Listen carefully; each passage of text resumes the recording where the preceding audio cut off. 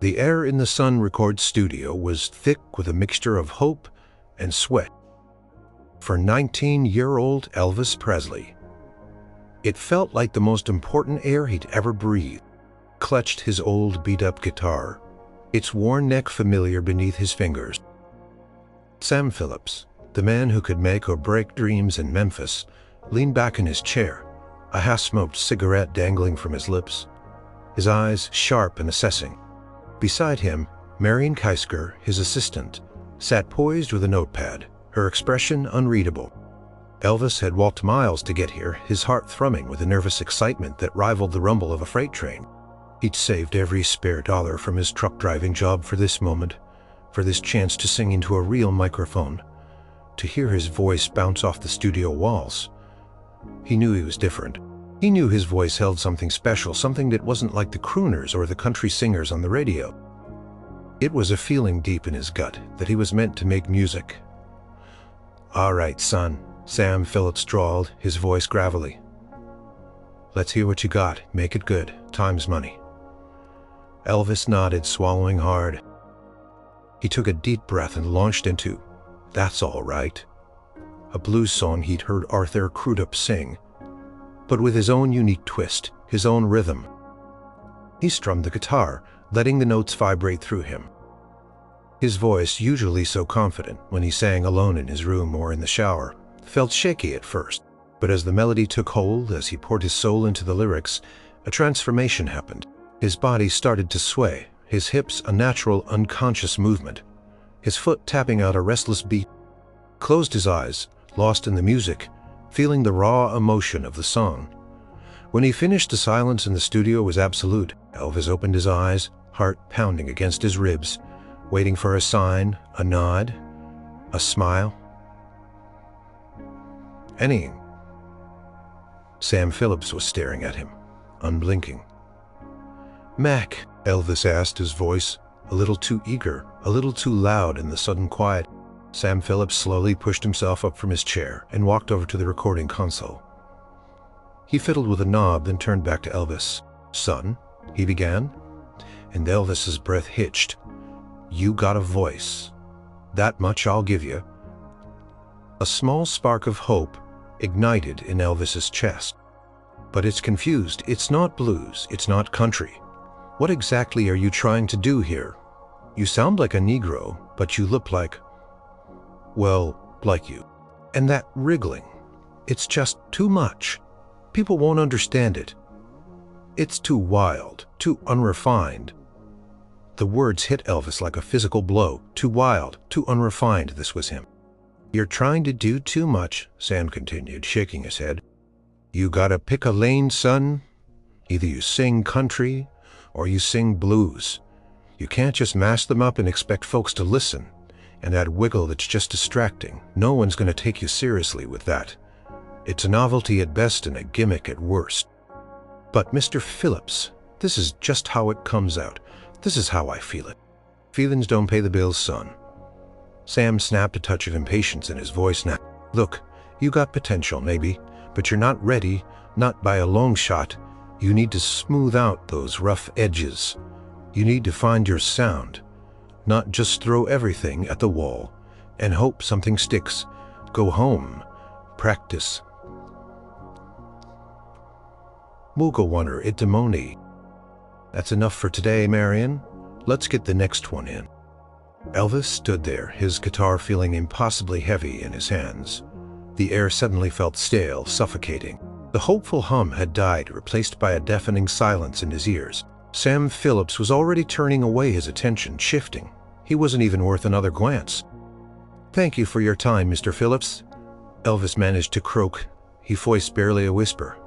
He felt a blush creep up his neck, a hot wave of shame. He wanted to disappear. He wanted to sink into the floor. He walked out of the studio, the heavy door closing behind him with a thud that echoed the finality of Sam Phillips' words. The afternoon sun, which had felt so warm and inviting just an hour ago, now seemed to mock him. He walked the long miles home, his shoulders slumped, his dreams crumpled like a discarded piece of sheet music. The rhythm that usually pulsed through him, the music that was always there, had gone quiet. For the first time in his life, Elvis Presley didn't hear a single note. He just heard the echo of Sam Phillips's judgment. Too wild, too unrefined, not ready. The world felt heavy, and the path ahead, once so clear and bright, was now shrouded in an impenetrable fog. His first recording hadn't just failed. It had been dismissed, rejected, and with it, it felt like a part of him had died. What was he supposed to do? Now music was all he knew, all he dreamed of.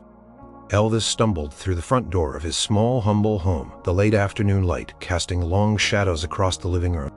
His mother, Gladys, looked up from mending a shirt, her eyes, usually so bright and full of worry for her only son, now softening with concern. She took in his slumped shoulders, the way he was clutching his guitar case, as if it contained a fragile, broken bird. "Elvis, baby, what is it? How did it go?" Her voice was gentle, a warm blanket trying to envelop his sudden chill. He didn't answer immediately. He just walked to the old armchair, the springs groaning in protest as he sank into it. He placed the guitar case carefully beside him, almost reverently, as if it were a coffin for his musical aspirations. He looked up at her, his blue eyes clouded with a despair she rarely saw. It didn't go well, Mama," he finally managed to say, his voice rough. "Mr. Phillips," he said, "I wasn't good enough. Said I was too much of one thing, not enough of another. Said my music was confused, and that my movements were gimmicks." The last word stung the most. Gladys put down her mending and came to sit beside him, taking his hand in hers. Her touch was comforting, familiar. "Now, honey, don't you listen to that man. You are good enough. Your music comes from your heart, and that's all that matters." "But it's not enough, Mama," Elvis whispered, shame burning his cheeks. "He wants something different, something clean, something that fits in a box. My music doesn't fit in any box," and he made it clear, real clear, that he doesn't want anything that doesn't fit. He pulled his hand away, running it through his dark hair, frustration boiling beneath his skin. "What's the point? I can't be someone else. This is me. And if me isn't what they want, then what do I do?" Gladys looked at him, her eyes searching his. She knew how much music meant to him, how he lived and breathed it. To see him so broken over it was like a knife to her own heart. But she also knew her son. He was resilient. He was kind. He was more than just a singer. Elvis looked up, a flicker of surprise in his eyes. He did remember that. He remembered the vibrant colors, the sweet scents, the quiet calm of the shop. It was a stark contrast to the loud, chaotic world outside. It was a place of gentle beauty, a place where people bought flowers for joy, for comfort, for love. "And remember how you always helped me with my little garden? You had such a touch with plants. Everything you touched just seemed to bloom brighter." Gladys smiled, a distant, fond memory in her eyes. "You said you liked making things grow. You said it felt like you were helping life along." Elvis was quiet, pondering her words. He had forgotten about those innocent dreams buried beneath the roar of rock and roll ambitions. Now, in the quiet despair of his music failing him, those gentle memories began to surface like tiny shoots pushing through the hard ground. "A flower shop," he mumbled, picturing it.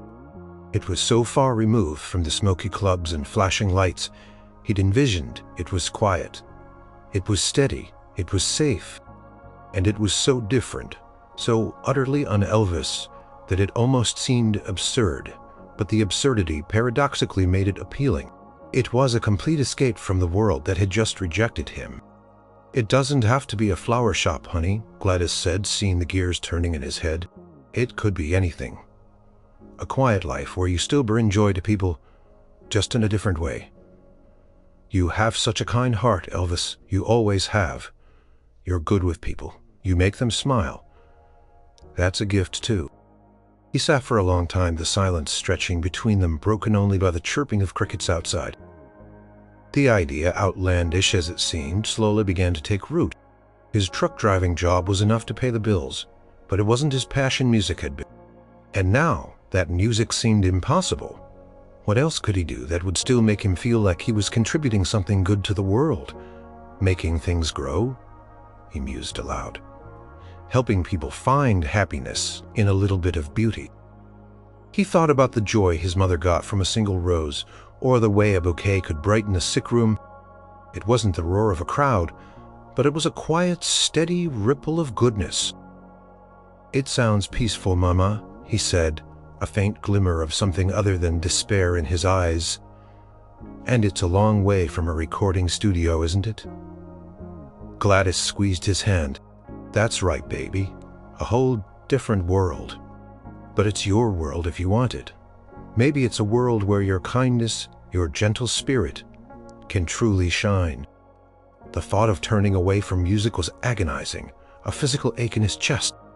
But the thought of never having to face another Sam Phillips, never having to justify his very being, that was a kind of relief. Maybe, just maybe, this surprising, humble path was exactly what he needed.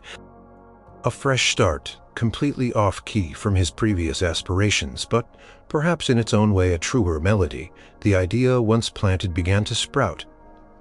Elvis spent the next few days in a strange limbo. He still drove his truck, delivering supplies, the roar of the engine, a dull soundtrack to his churning thoughts. The rejection from Sun Records still smarted a raw wound, but the image of a flower shop, something peaceful and bright, kept returning to him. It was so utterly unlike the image of a rock and roll star, and perhaps that was its surprising appeal. It was a complete surrender to a different life. He talked it over with his parents, Vernon, and Gladys. "A flower shop, son. That's a mighty different path from music. Do you know anything about flowers?" "I know I like them," Elvis replied, a rare smile touching his lips. "And Mama says I got a green thumb besides." He added a hint of steel in his voice. "What else is there? I tried music and it didn't want me." Gladys, always his biggest supporter, intervened. "He's got a good heart, Vernon. He'll make it work. He'll make people happy." And so, with a mixture of trepidation and a strange sense of liberation, Elvis began to put his plan into motion. He didn't have much money. His truck driving wages barely covered the bills. But he'd always been frugal, and he had a small nest egg saved for his music career. Now that money would be rerouted. He spent weeks searching for a suitable location. Most storefronts were too expensive or too grand. He wanted something small, intimate, a place that felt welcoming. He finally found it on a quiet side street, just off one of Memphis's busier avenues. It was an old, slightly dilapidated butcher shop, abandoned for years. The windows were grimy, the paint peeling, but Elvis saw past the grime to the potential. It had good natural light, a high ceiling, and enough space for a small display area, and a back room for prepping flowers. "It's perfect, Mama," he told Gladys, his voice filled with a new excitement. "We can paint it a bright color, clean it up. It's got good bones." With his father's help and the occasional assistance from a few neighborhood friends, Elvis set about transforming the space. He spent his evenings and weekends there after long shifts, driving his truck. They scrubbed the floors until they gleamed, painted the walls a soft, calming green, and replaced the cracked window panes. He built simple wooden shelves for vases and potted plants, and a small counter for wrapping bouquets. He borrowed books from the library about floristry, about flower care, about different species. He talked to local nursery owners, absorbing their wisdom like a sponge. He discovered a whole new vocabulary: hydration, propagation, floral foam, complementary color. It was a world utterly different from chords and melodies.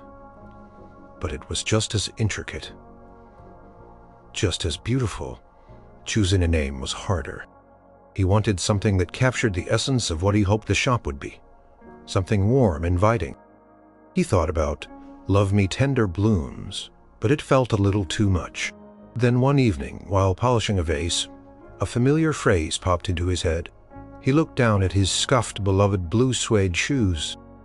They were a symbol of his youthful exuberance, his unique style. Why couldn't they also be a symbol of this new beginning? "The blue suede petals?" he whispered aloud. It had a ring to it, a little cocky, a little memorable and undeniably him. Even if this version of him was now a florist instead of a musician. The day he hung the sign, a hand-painted masterpiece by his mother, Elvis felt a profound sense of accomplishment. It wasn't the roar of a crowd or the flash of cameras, but it was real. It was tangible. It was his. He spent his first meager earnings on an initial stock of flowers.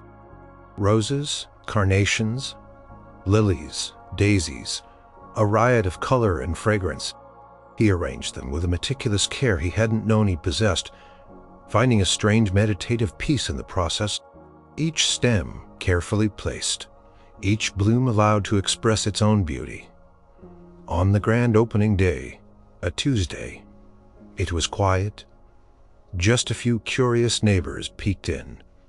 His parents were there, beaming with pride. Vernon simply clapped him on the shoulder, a silent acknowledgement of his son's hard work and courage. The first customer was an elderly woman, Mrs. Henderson, who wanted a small bouquet of daisies for her kitchen table. Elvis nervously fumbled with the wrapping paper, his hands, usually so adept at guitar chords, feeling clumsy around the delicate petals. But he smiled genuinely and asked her about her day. He listened as she talked about her ailing cat and her grandson who was away at college.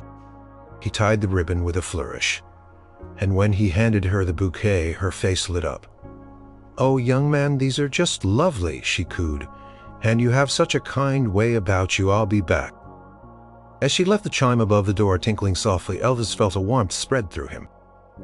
It wasn't a roar of applause, but it was a quiet, profound satisfaction. He had made someone happy.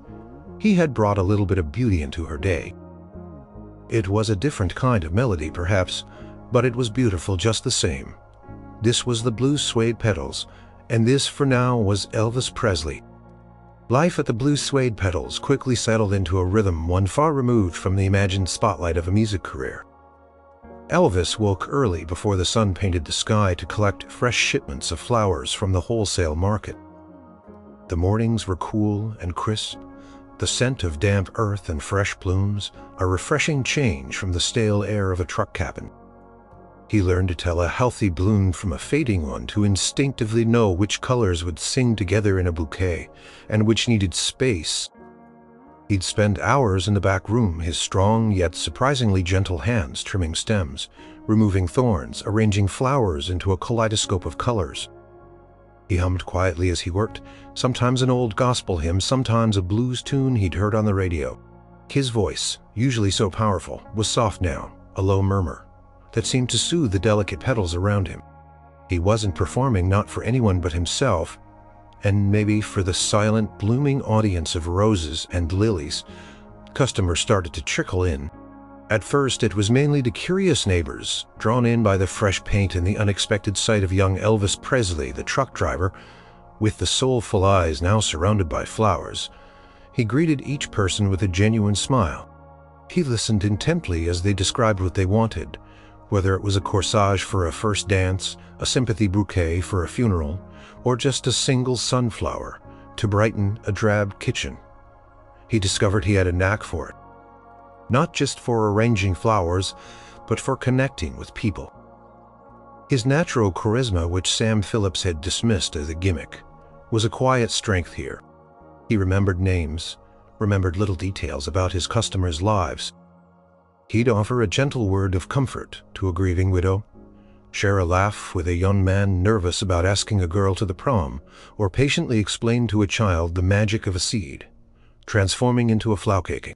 Mrs. Jenkins, a regular who always bought pink carnations for her ailing sister, exclaimed one Tuesday, "You really do have a touch, young man who knew."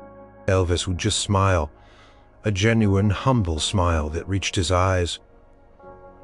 "Just trying to make people happy, Mrs. Jenkins." The shop wasn't getting rich, not by a long shot, but it was making enough to get by, to keep the lights on, to pay for the fresh flowers. And more importantly, it was filling a void in Elvis's life that music had left. He found a different kind of fulfillment. Quiet satisfaction of seeing a customer's face light up at the sight of a beautiful bouquet. The peace he felt watching a tiny bud slowly unfurl into a magnificent bloom. These were his new rewards. One rainy afternoon, a young couple, clearly nervous and deeply in love, came in looking for flowers for their upcoming wedding. They were on a tight budget, and the bride-to-be looked overwhelmed. Elvis listened patiently as they described their modest plans, their hopes, their fears. He didn't try to upsell them on expensive arrangements. Instead, he gently guided them to more affordable, yet still beautiful, seasonal blooms. He suggested ways to make a few flowers go a long way, offering tips on simple decorations they could do themselves. As he worked on a sample boutonniere for the groom, he started to hum a soft, almost imperceptible melody that drifted into the quiet space. It was a gospel tune, one his mother often sang, full of hope and promise. He didn't even realize he was doing it, his hands busy with the delicate work. The young bride, who had been biting her lip nervously, looked up. Her eyes widened slightly. "Mr. Presley?" she whispered. Is that you singing?" Elvis blinked. Startled, he stopped humming, a blush creeping up his neck. No, don't stop," the groom interjected, a small smile forming on his face. "It's beautiful, really. My grandmother used to sing that at church." Elvis hesitated. Then, almost imperceptibly, he started to hum again, a little louder this time, his voice a rich, velvety baritone that filled the small shop with a quiet warmth. The couple stood there, mesmerized, the worries about their wedding budget momentarily forgotten. The air filled with the gentle fragrance of roses and the soothing sound of Elvis's voice, a different kind of melody, but one that resonated deep within the soul. It wasn't a performance. It was just a natural outpouring, a quiet comfort like the sun breaking through the clouds after a rain shower. It was the Elvis that existed beneath the flashy clothes and the wild energy, the one who found joy and simple beauty in quiet moments. The couple left with their wedding flowers arranged and a new sense of peace, touched by the unexpected beautiful song they had heard in a flower shop. Elvis, left alone amidst his flowers, felt a strange mix of emotions. Part of him still yearned for the stage, for the roar of the crowd. But another deeper part recognized the quiet satisfaction of this new life, this different kind of harmony. Here, among the blossoms, he was finding his own unique rhythm. One petal, one smile, one quiet song at a time. It wasn't the sound he'd chased at Sun Records, but it was a sound that was truly his own. And it was beginning to resonate with the quiet heart of Memphis. Blue suede petals became more than just a flower shop. It became a quiet hub in the neighborhood. People didn't just come for flowers. They came for Elvis. He was a good listener, a sympathetic ear, a source of gentle advice, and sometimes just a warm, friendly face. Mrs. Rodriguez, a stern-looking woman who ran the corner bakery, started dropping by every Tuesday with a fresh loaf of sourdough, swapping it for a small posy of wildflowers. She'd initially been skeptical of that long-haired boy with the funny shoes, but Elvis's genuine kindness had won her over. One afternoon, she confided in him about her son who was struggling in school. Elvis, remembering his own struggles with feeling misunderstood, listened patiently, offering not advice, but just a steady presence. He subtly added a bright yellow tulip to her posy that day, a flower known for representing hope. Then there was young Tommy, a shy, freckled boy who lived down the street. He'd often peer into the shop, fascinated by the colors and scents. Elvis, noticing his curiosity, invited him in, showing him how to carefully repot a small African violet. He taught Tommy the names of different flowers, shared stories about how they grew, and even let him help water the plants. Tommy started bringing Elvis drawings of flowers, vibrant and imaginative, and Elvis would proudly display them on a small corkboard near the cash register. The shop became a safe haven for Tommy, a place where he felt seen and valued. Elvis didn't just sell flowers, he nurtured connections. He learned that a simple rose could mend a quarrel, that a lily could bring solace, that a vibrant Gervera daisy could spark joy. He delivered flowers personally whenever he could, especially to those who were sick or elderly, often staying for a few minutes to chat, to offer a kind word or a comforting silence. He also started using his truck to help out in other ways. If an elderly neighbor needed a ride to the doctor, Elvis would offer.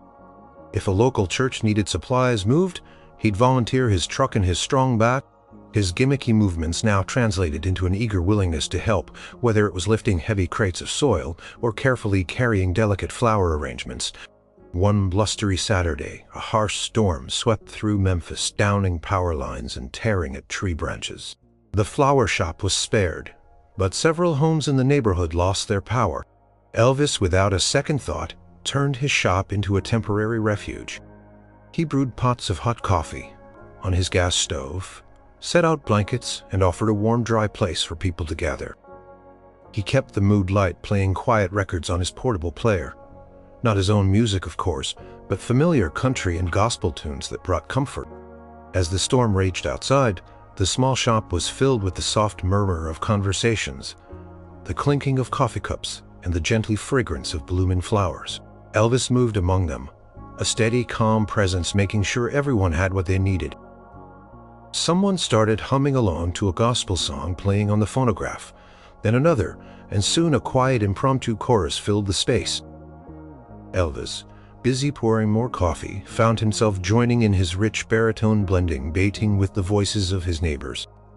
It wasn't a performance, not in the way he had once dreamed.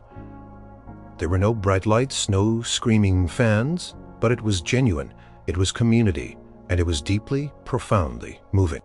He looked around at the faces of his neighbors, Mrs. Rodriguez, Tommy and his mother, old Mr. Peterson, who never left his house unless it was for Elvis's flowers, and saw not just customers but friends. He realized then that Sam Phillips was right. In a way, he hadn't found his sound for the stage, for the masses, but he had found a different kind of sound, a different kind of harmony. Here in this quiet corner of Memphis, it was the sound of community, of connection, of simple, honest living. It was the sound of a life well lived, rooted in kindness and service. As the storm began to subside and the first rays of sun peeked through the clouds, a wave of profound contentment washed over Elvis. He hadn't become the king of rock and roll, but in his own way, in his own small world, he was building a kingdom of kindness, one beautiful bloom and one helping hand at a time. And in this kingdom, he wasn't just Elvis Presley, the rejected musician. He was Elvis, the kind florist, the gentle neighbor, the heart of the community. And for the first time in a long time, he felt truly at peace with that months turned into a year. Then, too, the blue suede petals flourished, not with booming sales, but with steady growth and a loyal customer base. Elvis had truly found his calling, or at least a calling that felt deeply right. His hands, once destined for guitar strings, now meticulously arranged delicate petals. His voice, once meant for stadium-sized shouts, now offered soft greetings and comforting words. One particularly sweltering Memphis afternoon, a large delivery of exotic plants arrived. They were heavy, cumbersome crates, and Elvis, working alone in the back room, strained to move them. He decided to put on some music, something lively to help him push through the heat and the hard work. He put on a gospel record, one of his favorites, and soon his voice joined in. Unconsciously at first, then with more power, as he got lost in the familiar melodies. He was singing "Peace in the Valley," his rich baritone filling the small back room, resonating against the concrete walls. He wasn't thinking about technique or performance. He was simply feeling the song, letting its message of hope and solace wash over him. Closed his eyes for a moment, lifting a heavy crate, his voice soaring with emotion. Unbeknownst to him, a new customer had just walked into the front of the shop. She was a woman in her late 40s, neatly dressed with a kind, intelligent face. Her name was Mrs. Eleanor Vance, and she was the director of the local community center, known for organizing charity events and musical performances. She had come in to order flowers for an upcoming fundraiser. as she entered the shop seemed empty. Then, a voice deep and resonant drifted from the back. It wasn't just humming, it was full-throated singing, pouring out with such passion and raw talent that Mrs. Vance stopped dead in her tracks. She had heard many voices in her line of work. Local singers, church choirs, touring acts.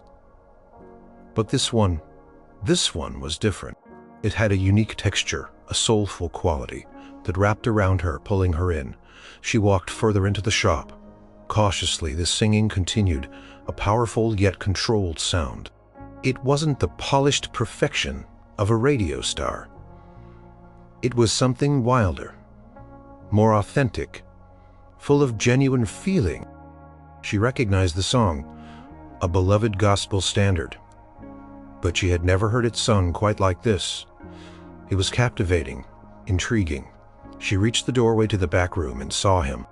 Elvis Presley, the owner of the blue suede petals, was wrestling with a large crate of ferns, his face flushed with effort, his dark hair a little disheveled. He was swaying almost imperceptibly with the rhythm of the song. His eyes closed in concentration, his voice filling the space with a beauty that seemed almost out of place amidst the dirt and the plants. Mrs. Vance simply stood there listening, a quiet awe washing over her. This wasn't the Elvis the Pelvis she'd heard rumors about from the Sun Records audition. This was an artist pouring his heart out, completely unaware of an audience. Finally, he finished the song, sighing as he nudged the crate into place. He straightened up, wiped his brow, and turned only to find Mrs. Vance standing there, her expression unreadable. Elvis jumped, startled. "Oh, ma'am, I am so sorry I didn't hear you come in. Can I help you?" He felt a blush creep up his neck.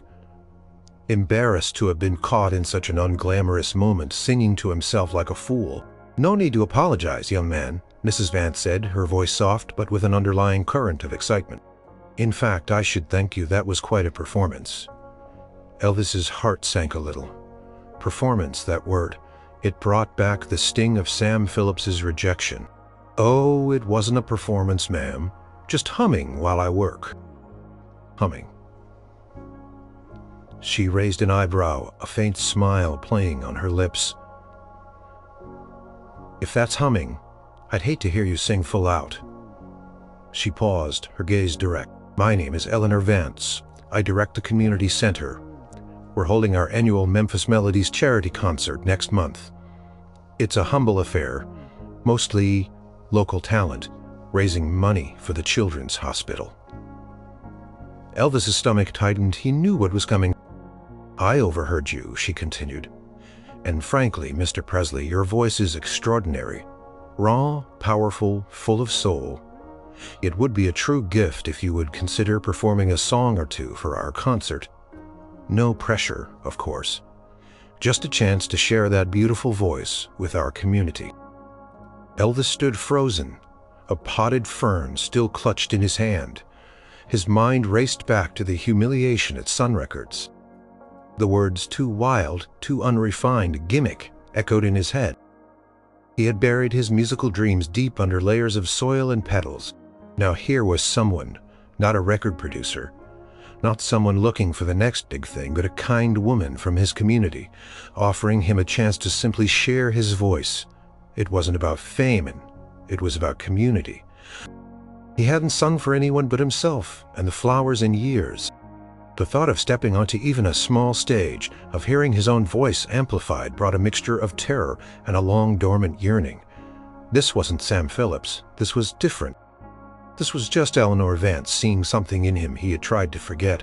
I don't know, ma'am," he stammered, feeling the familiar blush return. I haven't really sung for people in a long time." Mrs. Vance simply smiled, a gentle, understanding smile. "Think about it, Mr. Presley. Just one song for the children. Your voice deserves to be heard, even if just by a few good people who appreciate genuine talent. There's no pressure, no expectation. Just an invitation. Concert is on October 12th. Let me know if you change your mind." She turned and headed back to the front of the shop. leaving Elvis standing amidst his flowers, his heart hammering against his ribs. The offer was small, humble, utterly devoid of the usual music industry glitz. But it felt enormous.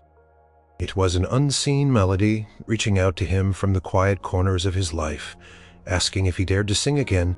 The invitation from Eleanor Vance felt like a pebble dropped into a still pond, sending ripples through the quiet surface of Elvis's life. Card sat on his workbench in the back room, nestled amongst seed packets and pruning shears, a constant reminder. Every time he looked at it, the old ache of rejection flared up, but so did a faint, persistent flicker of something else. Curiosity and perhaps a long-buried desire. He tried to push it away. No, Elvis, you're a florist now. You've found your peace. Don't stir up old ghosts. But the truth was, the music had never entirely left him. It hummed beneath the surface, a silent current flowing through his days. He sang to his plants, he hummed while making deliveries, he listened to gospel on the radio and felt the familiar stirrings in his soul. Gladys noticed his quiet contemplation. "What's on your mind, baby?" she asked one evening, as he sat brooding over a cup of coffee. He told her about Mrs. Vance, about the invitation to sing at the community concert. It's not like Sun Records, Mama," he explained, running a hand through his hair. "She just heard me singing. She didn't ask me to be someone I'm not just to sing." Gladys smiled gently. "And what does your heart tell you?" "My heart's confused," he admitted. "One part says, 'Don't go near it, Elvis, remember the pain.' The other part, it just wants to sing."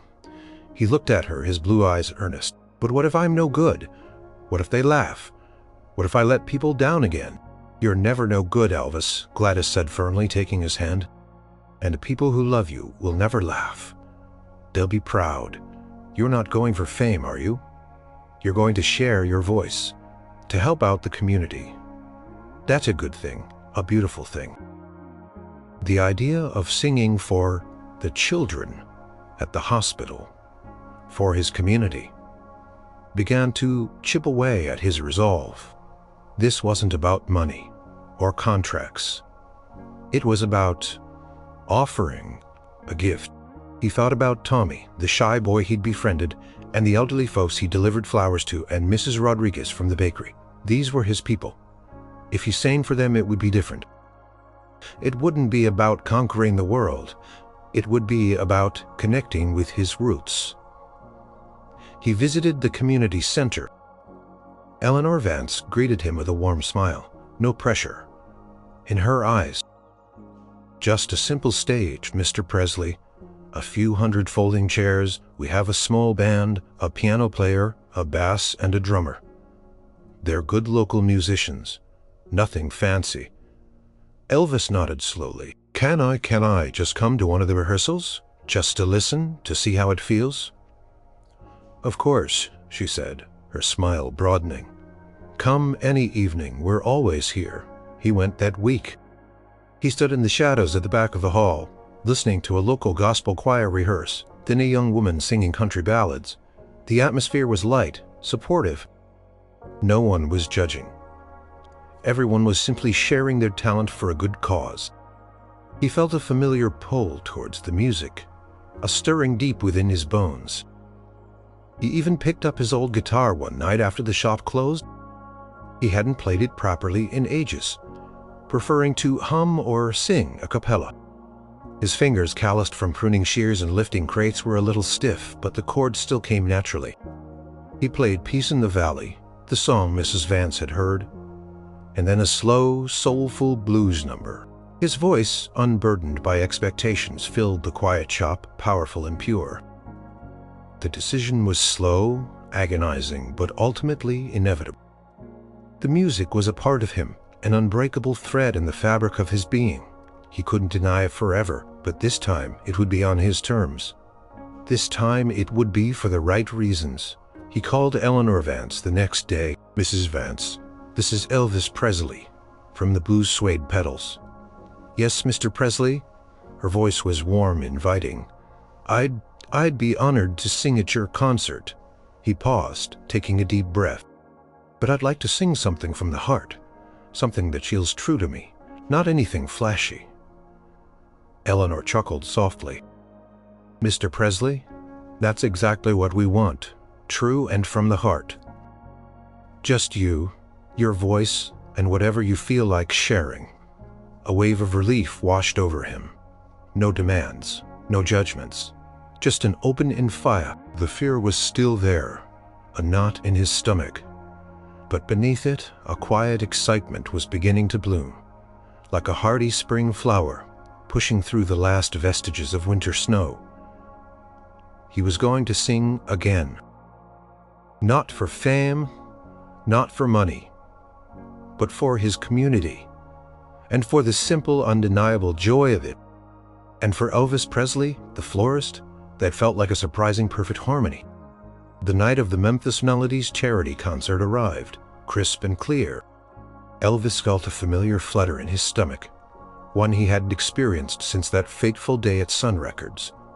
But this time the butterflies were different. Not entirely dread, but a nervous anticipation, a quiet excitement. He had closed the blue suede petals early, telling his few customers he had a community engagement. He'd chosen his outfit carefully. A simple, dark suit, freshly pressed, and of course, his trusty blue suede shoes, polished to a shine. He looked at himself in the mirror, a flower shop owner in a suit about to sing. It was surreal.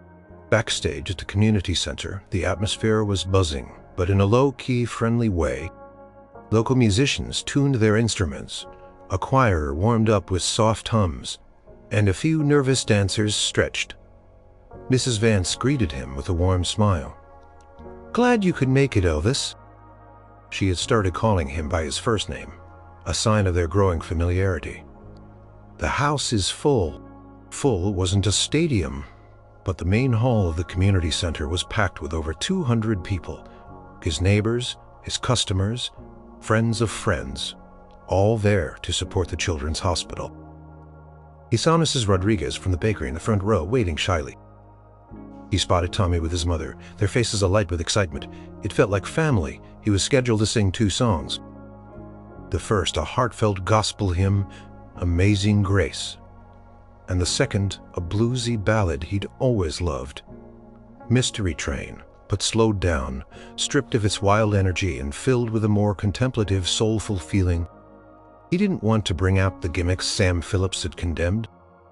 He just wanted to sing, to share his voice as purely and genuinely as he could.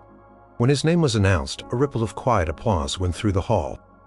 Elvis walked onto the small stage, the single spotlight feeling surprisingly gentle after the imagined glare of fame.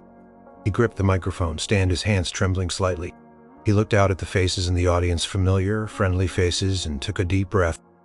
He started with Amazing Grace, his voice a low, reverent rumble. As he sang, the initial nervousness began to dissipate, replaced by the familiar comfort of the melody. He closed his eyes for a moment, letting the words flow through him, giving them his whole heart. His voice was rich, soulful, filling the hall with a purity that silenced every cough and whisper. There was no pelvic sway, no wild gestures, just the raw power and emotion of his voice, reaching out and touching every soul in the room. When he finished, the applause was not thunderous, but it was warm, heartfelt, and sustained. People weren't just clapping, they were genuinely moved. He saw tears in Mrs. Henderson's eyes. "This is a song I always liked about finding your way, even when you don't know where you're going." Picked up his guitar, the old familiar weight comforting in his hands. He strummed the opening chord, slow and deliberate, transforming the upbeat blues into a reflective journey. His voice was lower, more subdued than his earlier, more famous rendition would be, but full of a powerful yearning melancholy. His hips swayed just a little, a natural, unconscious rhythm, but it was subtle, a quiet reflection of the music's pulse, not a flamboyant display. The audience was captivated. They leaned forward, listening intently. They weren't reacting to a spectacle. They were responding to the raw honesty in his voice, the vulnerable beauty of the performance. He He wasn't trying to be anything other than himself, a man who loved to sing, who understood the quiet power of a melody. When the last note faded, there was a moment of profound silence. Then a collective exhale, and the applause erupted again, even warmer, more appreciative than before. People stood up, not to scream, but to offer a respectful, heartfelt standing ovation. He saw his parents in the crowd, their eyes shining with pride. Elvis looked out at the faces, and a wave of pure, unadulterated joy washed over him. This wasn't fame. This was something deeper. This was connection. He wasn't an icon. He was simply Elvis, the florist, singing for his neighbors. And in that moment, it felt like more than enough. He hadn't changed the world, but he had touched the hearts of the people right in front of him, and that, he realized, was a success far more profound than any record deal could offer.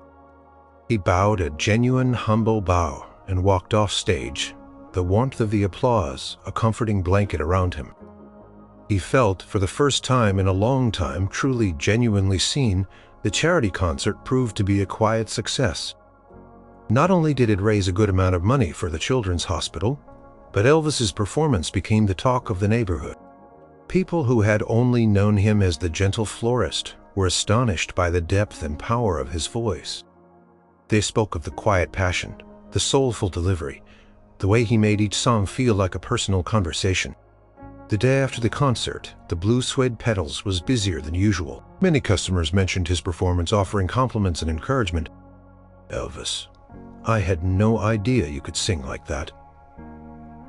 Your voice brought tears to my eyes, son." He accepted the praise humbly, a faint blush always creeping up his neck. He was grateful, but he didn't want the fuss. He just wanted to get back to his flowers. A week later, however, a man walked into the shop, a neatly dressed gentleman in his late 50s, with kind eyes and a thoughtful demeanor. He introduced himself as Arthur Green, and he owned a small independent record label called Bluebird Records. I listened to the recordings they made for the charity record. Elvis's heart pounded. Recordings. He hadn't even thought about that. He braced himself for the usual dismissals. "And she was right," Arthur continued, a genuine warmth in his eyes. "Your voice, it's something special, Mr. Presley. It cuts right through to the heart. It's not about flashy moves or pop appeal. It's about genuine emotion, that amazing grace. It was made it your own. A quiet masterpiece." He hadn't heard this kind of praise since before the Sun Records debacle. This man wasn't talking about gimmicks or confusion. "I'm not Sam Phillips, Mr. Presley," Arthur said, as if reading his mind. "I'm not interested in making you into something you're not. My label is small. We focus on artists who have something real to say, who sing from the soul. We record gospel, folk, authentic blues." He paused, looking around the shop, taking in the vibrant flowers and the peaceful atmosphere. "And clearly, you found a life here that brings you peace. I respect that. I'm not here to tell you to quit your shop, to go on tour, to chase fame. I'm here to offer you a chance to record your music on your terms." "Yes," Arthur nodded. "If it takes off, wonderful. If it just touches a few lives, that's enough for us." Elvis leaned against his counter, his mind reeling. This was everything he hadn't dared to dream of since that crushing day, a chance to sing not for fame, but for the love of it, a chance to share his voice, not as a manufactured product, but as an authentic expression of who he was. And most importantly, without having to give up the quiet, fulfilling life he had built here at the Blue Suede Petals. He thought of the gentle beauty of his flowers, the comfort they brought. He thought of the connections he'd made in the community, the quiet joy of his days. Could he truly have both?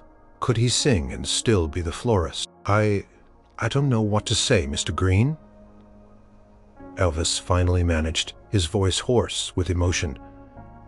"Don't say anything now," Arthur said, kindly. "Just think about it. My offer stands no strings attached. Just a chance to capture that voice for those who appreciate it. Come to my office when you've decided, no rush." He handed Elvis a business card, then turned and left, the chime above the door tinkling softly, leaving Elvis alone with the scent of lilies and the echoes of a surprising, beautiful offer. The choice felt monumental. He had found peace without music, built a life that truly nourished his soul. But the music, he now knew, was an inseparable part of him. Could he finally embrace it, not as a desperate pursuit of fame, but as an honest extension of his life? Could he finally sing truly, authentically on his own terms, without sacrificing the simple happiness he had found? The answer felt like a hesitant, hopeful chord, vibrating deep within his heart. The decision weighed heavily on Elvis, yet it was a different kind of weight than the despair he'd felt after Sun Records. This was a weight of possibility, of finding a path where two seemingly disparate worlds, music and floristry, could coexist. Vernon, seeing the genuine light in his son's eyes, gave his quiet approval. Gladys, of course, was simply beaming. "Your voice is a gift. Baby, share it. But hold on to your peace." After a week of deep thought, Elvis walked into Arthur Green's office at Bluebird Records. The office was small, filled with stacks of records and framed photos of blues musicians and gospel choirs. It felt intimate, authentic. "Mr. Green," Elvis began, "I'd thought about your offer and I'd like to do it, but I have a condition." Arthur raised an eyebrow, a slight smile on his face.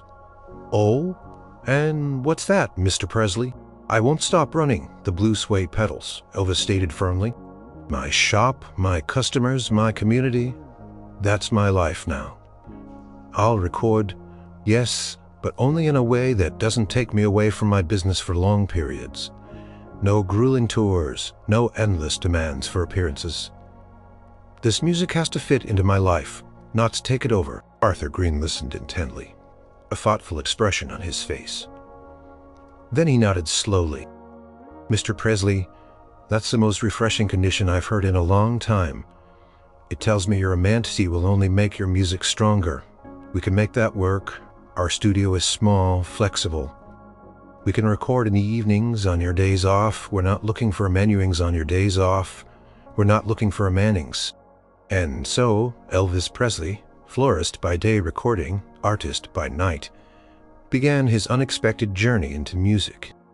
The recording sessions were a world away from the sterile, high-pressure environment of Sun Records. Arthur Green's studio was warm, inviting. The musicians were talented, respectful, and open to Elvis's unique interpretation. He sang gospel songs that resonated with his soul's slow, heartfelt blues tunes, and even a few simple ballads he'd quietly written himself, inspired by the stories of his customers. Bluebird Records was a small label, but they sold steadily, word spreading from church to church, from radio station to radio station. People were drawn to the raw honesty of Elvis's voice, to the clear emotion in every note. There was no pretense, no manufactured image, just a man singing from his heart. Local radio stations started playing his songs, often introducing him as Elvis Presley, the owner of the blue suede pedals, bringing you a song from the soul. People would walk into his shop holding his records, asking him to sign them, not with the frenzied adoration of future fans, but with a quiet respect, like they were meeting a beloved neighbor who happened to have an extraordinary gift. He continued to run his flower shop, his hands still stained with soil, his blue suede shoes scuffed from carrying heavy crates. He still knew his customers by name, still listened to their stories, still brought comfort and joy with his beautiful blooms. And when he wasn't arranging flowers, he was singing, his voice a balm to weary souls. His fame grew slowly, organically. It wasn't the explosive, world-changing fame he might have had if Sam Phillips had seen his vision. It was a more gentle, enduring kind of fame, built on authenticity and connection. He became known as the Memphis Hummingbird, a singer whose music was as comforting and beautiful as the flowers he sold. He toured occasionally, but never for more than a few days, always eager to return to his shop, to his roots. One sunny afternoon, a young couple came into the blue suede pedals. They looked shy, a little nervous. The young man sheepishly held out a record. "Mr. Presley, my girlfriend and I, we're getting married next month, and we both love your music. We were hoping, would you consider singing at our wedding? Just one song, if you have time, of course." Elvis looked at the record, then at the nervous, hopeful faces of the young couple. He smiled, a genuine, heartwarming smile that reached his eyes. "I'd be honored," he said. "What song would you like?" He knew he hadn't become the king of rock and roll. The world of screaming fans and flashing cameras remained a distant, almost forgotten dream. But here, in his flower shop, surrounded by the sweet scent of blossoms and the gentle hum of his community, he had found something far more precious, a life of purpose, a quiet happiness, and a way to share his extraordinary gift on his own terms. He was Elvis Presley, the florist, a singer, the heart of Memphis. And in the harmony of his humble, beautiful life, he had found his true melody,